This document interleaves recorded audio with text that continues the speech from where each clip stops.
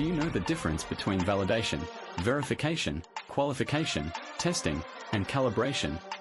Let's start talking about calibration and testing.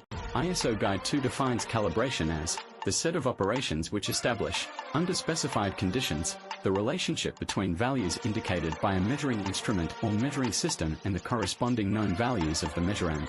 On the other hand, ISO Guide 2 defines testing as a technical operation that consists of the determination of one or more characteristics or performance of a given product, material, equipment, organism, physical phenomena, process or service according to a specified procedure. Do you know the definition of verification, qualification, and validation?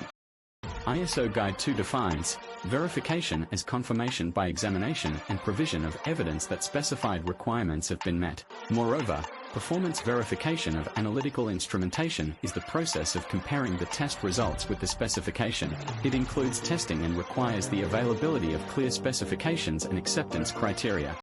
Qualification in the pharmaceutical industry refers to the process of verifying and documenting that equipment, systems, and processes are fit for their intended purpose and consistently perform as intended. Qualification activities include design qualification, or DQ, installation qualification, or IQ, operational qualification, or OQ, and performance qualification, or PQ.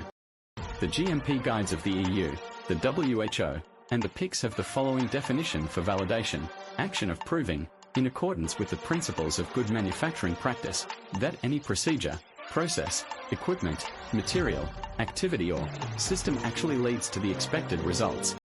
Some key points regarding to validation we should consider. 1. Validation requires thorough documentation. Everything that is not documented is considered incomplete. 2. Frequently, there is a perception that validation means error-free. This assumption is wrong. During the validation process, everything realistically possible should be done to reduce errors to a high degree. 3. Validation is not a one-time event. The performance of the equipment has to be controlled during the entire life of the product. 4.